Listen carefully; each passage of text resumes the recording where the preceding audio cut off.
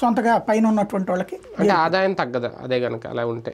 Tender లేకుండా ప్రభుత్వం నిర్వహిస్తే ఇంకా ఆదాయం ఏముంటుంది? 25,000 కోట్లు ఎట్ట వచ్చింది? టెండర్ లేకుండానే కదా జరిగింది ఇంతకుముందు. ప్రభుత్వం మధ్య దుకాణాలు కదా, ఇంకెక్కడికి పోద్ది డబ్బులు? అంతకుముందు ప్రైవేట్గా ఉంటే మీకు పక్కకి వెళ్ళొద్దు. కానీ నేను అన్నది కూడా డిజిటల్ ట్రాన్సాక్షన్ లేకపోవడం ఇవన్నీ అన్నప్పుడు ప్రభుత్వం నిర్వహిస్తే అది సాధ్యం కాదు కదా, ప్రైవేట్ వాళ్ళ చేతుల్లోకి వెళ్తేనే. డిజిటల్ దాంట్లో ఉన్న ఏకైక సమస్య ఏంటంటే, ఇప్పుడు ఒక షాప్లో డిజిటల్ అంటే అక్కడే అకౌంట్లో డబ్బు పడుతుంది కాబట్టి వెంటనే మీకు వస్తుంది, ఏ బాస్ 10 రూపీస్ రిసీవ్డ్ అంటాడు. ఇప్పుడు రాలేదనుకోండి మెసేజ్, వాడి దాంట్లో పోయినట్టు ఉంటుంది. ఇక్కడ ఇది ఎవరి దగ్గరికి వెళ్తుంది? ఇప్పుడు రాష్ట్ర అకౌంట్ అంటే రవీంద్ర గారి అకౌంట్లోకి వెళ్తే అక్కడికి వెళ్ళి ఎవడు కనుక్కుంటాడు ఇక్కడ?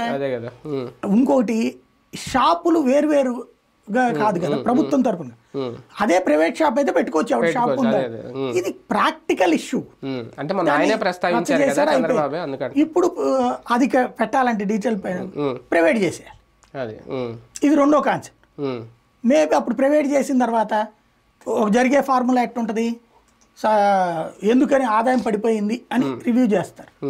రివ్యూ చేయగానే మరి అక్కడికి వచ్చి తీసుకెళ్ళడం దగ్గర తక్కువ అవుతుందండి, కొన్ని బెల్ట్ షాపులు పెట్టుకోవాలి. సరే బెల్ట్ షాపులకు ఓకే, తర్వాత పర్మిట్ రూములకు ఓకే, హోమ్ డెలివరీకి ఓకే, మామూలు ఇంకా నార్మల్ హోమ్ డెలివరీ కూడా పెడతారు అప్పుడు. మంచిదే కదా ఫ్యూచర్.